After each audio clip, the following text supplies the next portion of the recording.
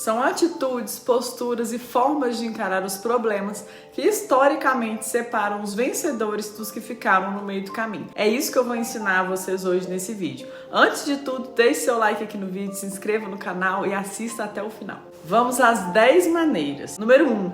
Levante casos semelhantes ao que você está vivendo, não importa qual o problema que a sua empresa está enfrentando. É quase certo que alguém em algum lugar do planeta já tenha passado por uma situação parecida. E essa pessoa chegou a alguma solução, boa ou ruim. A experiência dos outros pode auxiliar você a tomar uma decisão agora. É possível, por exemplo, seguir uma estratégia que já se provou bem-sucedida antes, ou evitar um caminho equivocado, ou ainda combinar ideias diferentes e encontrar uma saída totalmente original. Um caso de sucesso ou fracasso traz informações valiosas sobre os mercados, as economias e o comportamento humano. Conhecer isso, além de abrir a cabeça, permite você enxergar alternativas que talvez você e a sua equipe não consigam enxergar sozinhos. Nenhum problema é realmente novo. Pode parecer uma afirmação exagerada, mas basta uma análise minuciosa aí da história para comprovar que as dificuldades se repetem de tempos em tempos em cenários diferentes,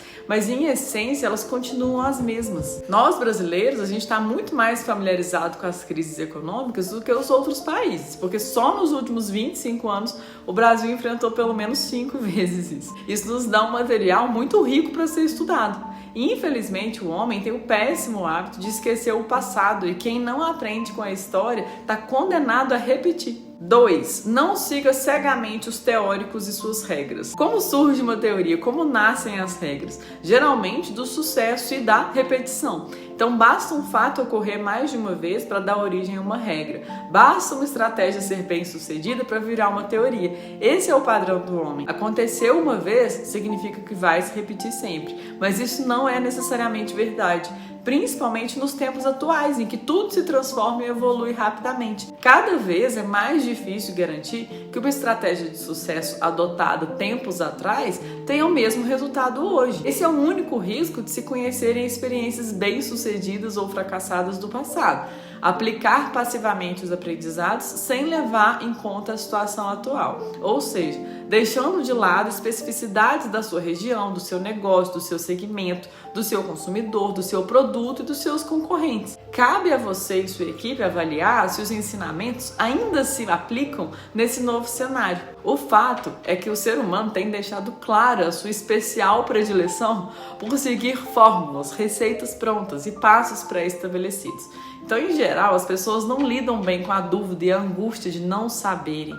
Por isso, elas preferem seguir um padrão do que pensar da própria cabeça. Isso explica a intensa proliferação de consultores, analistas, gurus econômicos, acadêmicos, economistas, sábios, profetas, oráculos, especialistas, magos, futurólogos de plantão, dizendo o que fazer e o que não fazer, prometendo revelar o caminho das pedras. Lembre-se de uma coisa, cada vez é mais indispensável ser inovador e pensar diferente. Andar por caminhos conhecidos só leva aonde os outros já foram. A melhor forma de lidar com o problema ainda é estudar a fundo esse problema, utilizando todo o seu conhecimento, toda a teoria disponível, mas tendo conhecimento de que o seu caso tem particularidades. Consultores e teóricos, eles podem te auxiliar num determinado momento, mas ninguém melhor do que você que está vivendo a situação para definir a estratégia mais adequada. Infelizmente, não tem como se eximir dessa responsabilidade, até porque no final das contas, quem vai responder pelo resultado positivo ou negativo da operação vai ser você, o gestor do negócio. Seja inovador sem inventar nada. Muita gente confunde inovação com invenção, são coisas bem diferentes.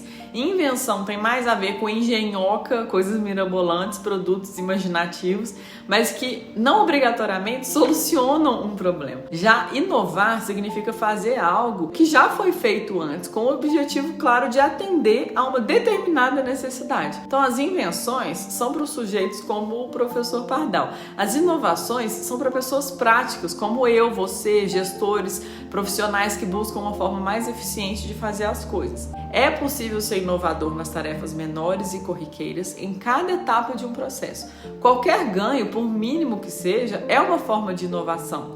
Inventar requer originalidade. Inovar, nem sempre. Algumas das ideias mais revolucionárias são, na verdade, velhas fórmulas resgatadas e combinadas. Por exemplo, a linha de montagem do Henry Ford, né? Apenas um punhado de descobertas de outros homens reunidas no mesmo local. O eBay nada mais é do que o antigo mercado de pulgas, né? Adaptado para o ambiente da internet. Praticamente todos os produtos lançados por Bill Gates na Microsoft, eles foram adquiridos, copiados ou projetados sobre uma coisa que já existia.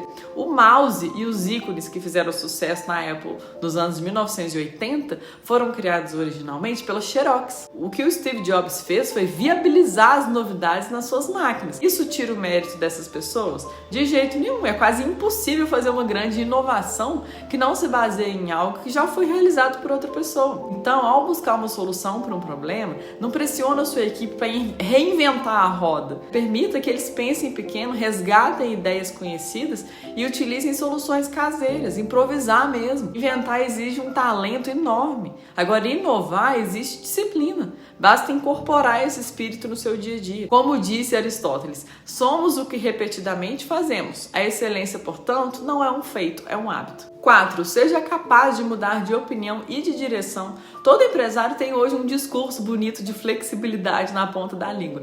Mas por trás dessa máscara de modernidade, né, esconde-se muitas vezes sujeitos rígidos e egocêntricos que não toleram ser contrariados. Então, quando eles pedem a opinião dos funcionários, secretamente eles buscam cumplicidade, nada mais. Quando encomendam uma pesquisa de mercado, eles querem apenas comprovar algo que eles já decidiram. São pessoas presas a um conceito ultrapassado de líder. O chefe que deve ter todas as respostas e permanecer firme nas suas opiniões até o fim, como se flexibilidade fosse sinal de insegurança. Na verdade, é justamente o contrário. Somente os profissionais realmente seguros aceitam mudar de ideia perante bons argumentos. Esse tipo de comportamento rígido já custou caro para muitas empresas. Só se você for maleável, adaptável e estiver realmente disposto a ajustar as velas, você vai garantir o seu espaço num mundo que muda de direção continuamente. Essa flexibilidade vale tanto para as corporações como para as carreiras profissionais. É comum o executivo descobrir tardiamente que seu verdadeiro talento está em outra área. Porém, tem o receio de mudar, desperdiçar a experiência acumulada e começar do zero.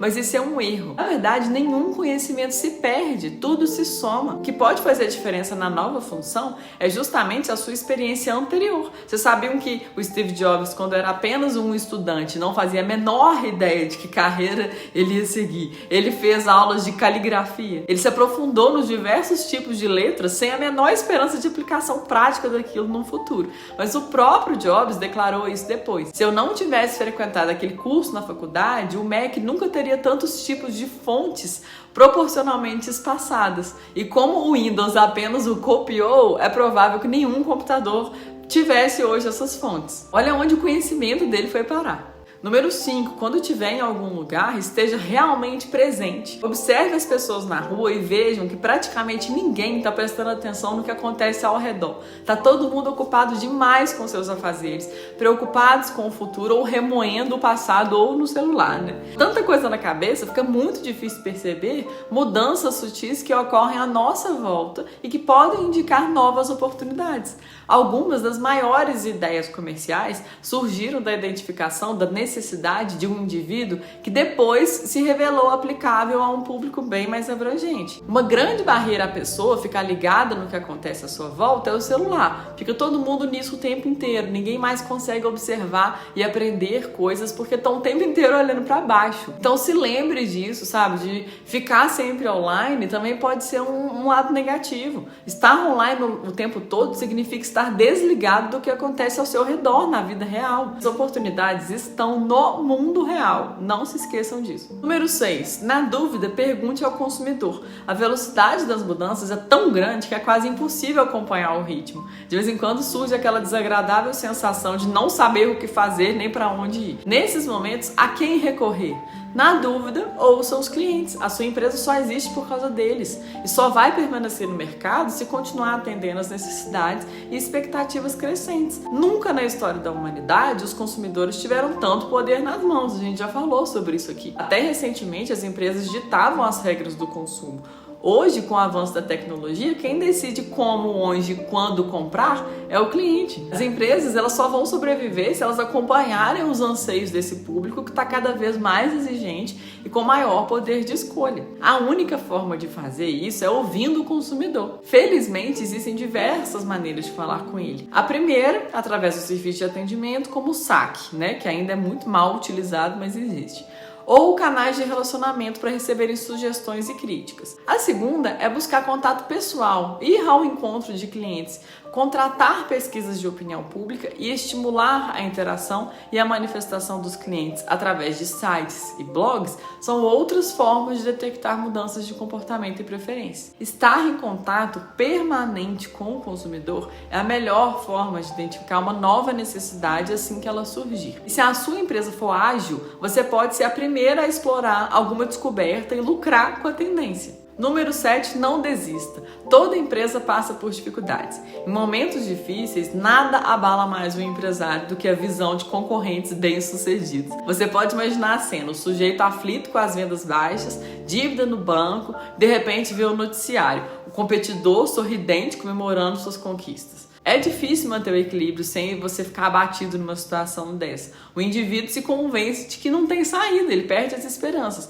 Mas antes de desistir, de lutar, talvez ajude, saber que toda empresa enfrenta dificuldades. A indústria como um todo vive o pesadelo do aumento da concorrência, de consumidores mais exigentes, de crises frequentes, da diminuição de lucros, de mudanças da tecnologia, a variação monetária, etc. Mesmo marcas que prosperam durante anos sem apresentar problemas, também são vítimas do próprio sucesso. A Starbucks é um exemplo disso. Depois de abrir 15 mil lojas em todo o mundo, a companhia conheceu um efeito inesperado do crescimento. De autoridade em café, a marca começou a ser vista como um fast food comum. Com isso, a rede perdeu parte do seu charme, viu seu público diminuir, o lucro despencou. Você acredita realmente que os seus concorrentes locais enfrentam sempre um mar calmo? Gente, nem a Starbucks conseguiu isso. Tenha certeza que não. 8. Não se acomode nos momentos de prosperidade. Como fazer para continuar avançando quando tudo vai bem? É possível tirar a equipe da zona de conforto em época de fartura? Tem um exemplo legal para compartilhar com vocês em relação a isso. A Toyota encontrou uma forma. Eles recriaram artificialmente as ameaças, restrições e temores que estimulam a criatividade. É o chamado obituário corporativo. Eles fazem assim. Uma equipe é formada para identificar uma ameaça que realmente pode vitimar a empresa no futuro, por exemplo, a escassez do petróleo, e a seguir os participantes elaboram um texto em forma de artigo de jornal noticiando como o desastre atingiu a montadora. O preço da gasolina derruba as vendas da Toyota em 70%. Diante do cenário assustador, a equipe é obrigada a pensar em formas de evitar que a tragédia realmente se configure.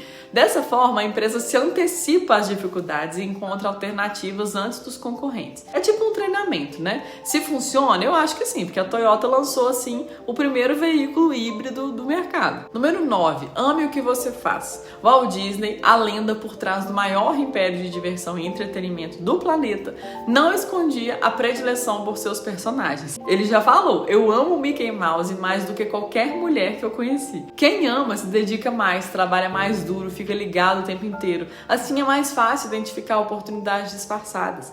Nesses tempos ultra competitivos em que a gente vive, somente o empreendedor apaixonado vai conseguir encontrar aquele benefício extra de que o produto ou serviço tanto precisa. As maiores realizações no mundo são realmente de uma relação de amor. Empresas, marcas, ideias, sem paixão, nem canal aqui existiria. 10. Acredite que você é capaz. Eu sei que frases como ame o que você faz, eu acredito que você é capaz, são clichês, mas eu não consigo fugir delas, isso precisa ser citado aqui. Quanto mais eu estudo e me desenvolvo, mais me chama a atenção o quanto esse espírito realmente faz toda a diferença. Como disse Henry Ford, se você acredita que é capaz, ou se acredita que não é capaz, de qualquer forma você tem razão. Entendido? Continue acompanhando o canal.